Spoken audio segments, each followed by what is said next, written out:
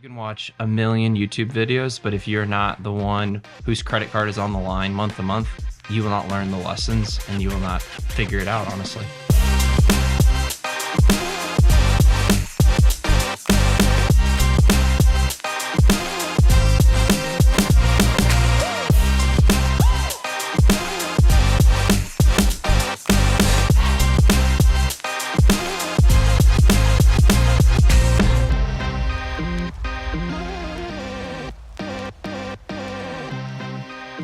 In this video, we want to share with you mistakes we've noticed ourselves and other real estate investors make while investing in real estate and help you avoid those same mistakes. Yeah, tell me about the first property you bought. Any mistakes found? Yeah, the first one actually was relatively successful, which kind of inflated my confidence.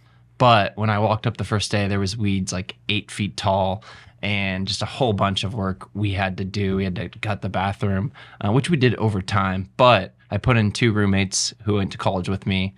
And between the 2 of them, I actually was making money every month, which I was like, boom, I made it. I'm cash flowing on my primary residence. And I thought I was the GOAT immediately. So no mistakes made? Oh, there's been mistakes. The first actual investment property, we still, might have to sell it because it's been a troublesome one. Thinking back to the first property that I bought was also a primary. I had the same thought to go the house hack direction, but I was not brave enough to go to Irvington or anywhere downtown. I wanted to live in the burbs. So when I moved in, there was this moment like, do I get roommates? Fiance was already living with me in an apartment. She wanted to move in, 1,100 square foot house. She's like, yeah, absolutely no. I'm like, all right, well then you're paying, rent, literally put her on a lease to pay rent. Also went in, we were buying in 2020, which is a terrible time to buy a house, right? We walked probably 15 houses, wrote offers on every single one, couldn't find anything. Ultimately, we had to go off market, found what I would call the traditional like grandma's home, hasn't been updated since 1960. Purchased it for way above market value, off market, and then went in and put 40 to 60K off rip into it so that it was that cosmetic level that we were looking for. But yeah, we just sold it for 120K in equity. Not bad. But I think what people can gain from that is both of our first investments were our own homes. Yeah. And neither of them were like super amazing highfalutin homes. They needed updating. Yeah. Like I was doing the painting, I was doing the landscape, I was doing the work. I didn't have a bunch of cash sitting in a bank account that I could all of a sudden deploy into the property. Yeah, absolutely. I did all sweat equity into mine. There was not a single contractor. I even rewired the entire house myself, which is like super scary, but it passed inspection. So that's pretty impressive. I haven't touched electrical at all. Probably electrocute myself. So tell me about the first investment property, actual investment. You never lived in it. Yeah, that one, I think there's a difference between when you have control and you're living inside of the home, right? You know when things are going to go wrong. You can predict it because you see it every day. My first investment property, it's like you buy this asset. Both units were occupied going into it. Immediately had to evict a tenant because they hadn't paid in like 6 months whenever I looked at the rent rolls. So, off to a great start there. Ended up placing tenants in that the tenant got arrested 3 months in. The police knocked all the windows out and knocked the doors down to get to him. So was this like a Class C neighborhood, kind of a rougher part of town? Or? Yeah, definitely. Okay. But it was one of those things where I was so excited to invest that the opportunity came off market and I'm like, I got to buy. I have cash sitting around and I have to and I'm sure the spreadsheet looked good. Yeah, absolutely. It still does look great. But phone calls and managing the manager on that one has not been fun. What would you do differently? Wait and buy something that is more aligned with my end goal. So that was the overarching theme of that entire property is, does this even fit in with what I want to do in investing? The buy box. Yeah. You have to have a clear, well-defined buy box. Right. But the excitement got me into the market. Yeah. Tell me about your second property.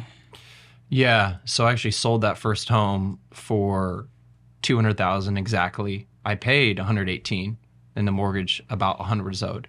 So I walked out of the title company with $100K and I thought, damn, I just made it. I'm rich, literally, because I was on a $40,000 teacher salary. So I was going to say, it's like 2 years of pay. Yeah, I didn't go buy the nice fancy car or go fly to Malibu or whatever. I actually bought an investment property.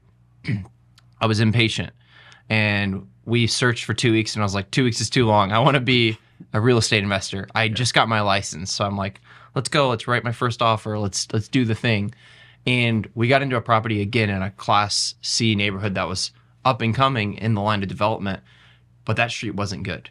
I remember there was like glass shreds on the street from like broken beer bottles and stuff like that. And that should have been my first warning sign of like, maybe this is not the safest first investment. But kind of like learned while doing it and bought it. And immediately, again, another mistake was I outsourced all the work to someone else. I was not at the property that much. I didn't manage it myself. I brought on a third-party manager, and they actually placed tenants in. So I'm like, okay, this is going good. And we placed eventually tenants in all the units except one. Why not all of them? Because we had to claim one as a primary residence. My partner claimed it as his primary residence, which allowed us to get in the deal for less money and have a lower interest rate because owner-occupant loans have better terms. But all that aside, one of the first tenants we placed 8 months into his lease. So 8 months, we're like, cool, he's paying, he's good. This is a $600 unit. Well, we started noticing he's putting all the payments on his credit card. First red flag. And then kept doing it, and turns out like he didn't have the money. He was putting all the payments on his credit card. We found out he actually went to jail while on a lease, and he had a dog that was living there. The dog just pooped everywhere, and this guy, eventually we had to threaten to evict him. We didn't evict him because he eventually woke up, smelled the coffee, and realized like he needed to get out of there. But he left the place in shambles, and that unit cost me well over $5,000, probably $10,000 to fix up just to get it rentable. He was making $600 a month. So what's my return on investment there? It's like negative 200% to that unit. Wow. So from learning that, there's a lot of lessons to unpack in that. How'd you correct it? We're still correcting it. One is I started placing tenants myself. So I leased it myself. I personally interviewed the tenant who I placed there. I trust her. I know what her job is. I looked at her pay stubs, and I looked her in the eye and was like, hey, this is what happened to me last time I rented this out. Is this going to happen again? And I believed her when she said no. So far, it's been good. She's 4 months in. She's paid every month.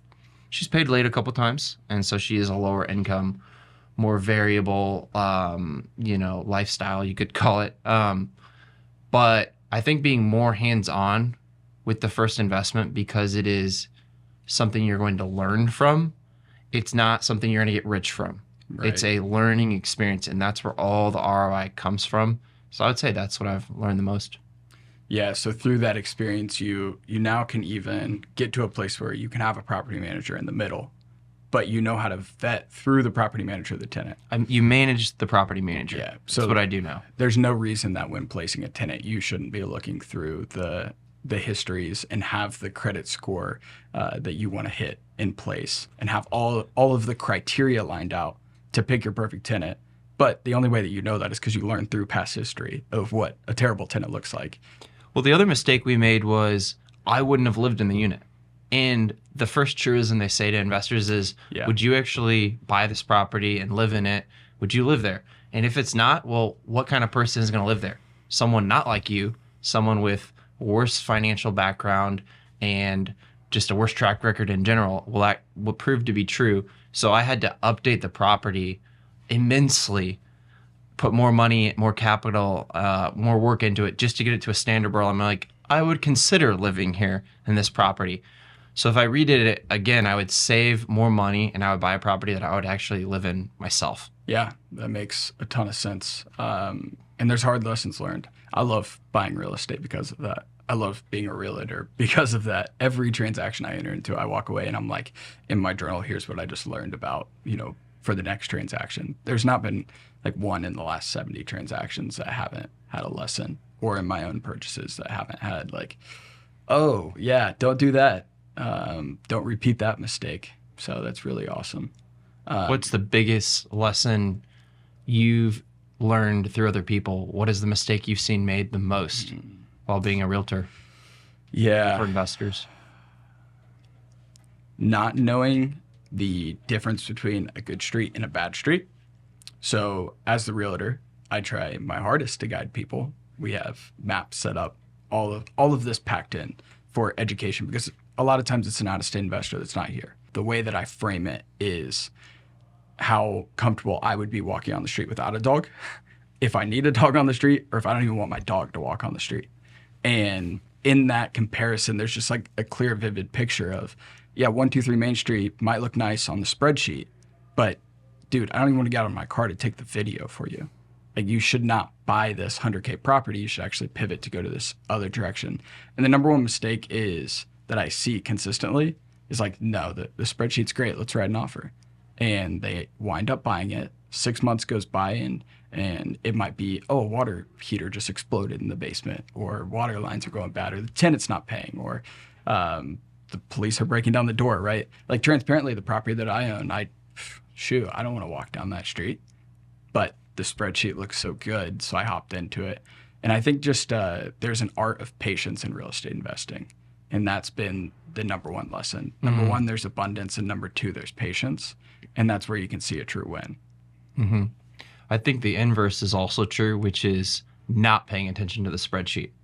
I had an investor that bought a property or lived in a property in Hamilton County. She moved out. She was like, this is going to be an amazing investment property. It's in Hamilton County, which is probably the highest median price of home in the state in Hamilton County. Really nice area that is very desirable. Well, she, I don't think, did model out what is this actually going to make and what are all of my expenses. Her property taxes went up, which was in line with the value of her home. Yeah. And they washed out all of her cash flow profit. Her property taxes went up to like $8,000 a year, which was expected. I could have looked at that and been like, your property taxes will become $8,000 as the assessor comes and reassesses.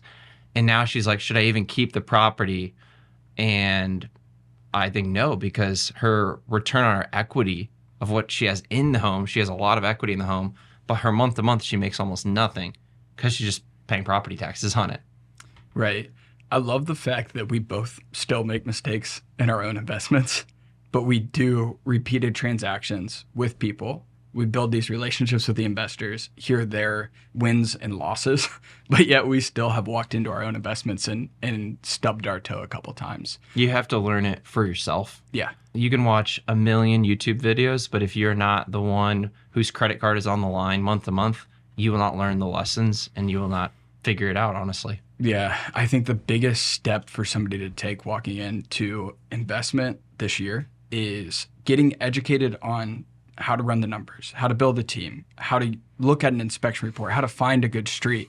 There's so much educational curve and free consultation that we do every single day, because you get hyped up on Bigger Pockets, which talks about how to invest and how to move the needle of the future, but it doesn't talk market specific. And I mean, there is a solution that can be provided to bring knowledge. And I think having that knowledge is so powerful walking into it, but always walking eyes wide open, because you're gonna run into problems, and it's just how you navigate them. And that's what we're trying to do, is distill all the lessons we've learned from hundreds of investors, deals we've done either in the driver's seat as investors of real estate or as the realtor, and distill that into a course. Yeah. And make it available so people can learn from the mistakes that we've seen others make, and moreover, make a really good investment the first time you ever invest in real estate, which is a really hard thing to do. It's difficult, but it's not impossible. There's so many different ways to go about real estate investing. But I think number one, to the wealthiest people in the world, it's they own real estate and they have advisors moving them closer to buying the next property. So, packaging up this course is something that I've been super thrilled about, because we can do that advisory role without actually having to be on the phone, right? It's something that's evergreen. People can come back to and learn how to invest.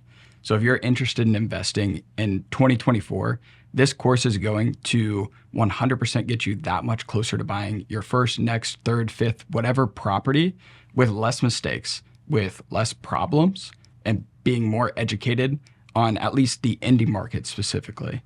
Some of the stuff that we've included in this course is One, how to build a team, how to pick an investor-minded agent. Two, how to qualify for financing, how to get mortgage ready. What are the mortgage options even? Yeah. Should I have an LLC? Should I do it in my personal name? Three, picking a submarket. What area of town, if you're local in our market to Indianapolis, or just what market in the nation as a whole, what city to double down on in general. And then what exit strategy? Are you going to do a long-term rental, short-term rental, maybe flip, maybe the BRRRR strategy, right? Buy, renovate, rent, refinance, repeat. What out of the smorgasbord of a million options should I do, and how to do it well is really why we made this course. If this is you and you're ready to take the next step, check the link down below. We'll even have a discount code because you watched this video. So click the link below. Let's get started. Let's do this together and Let's buy your first property.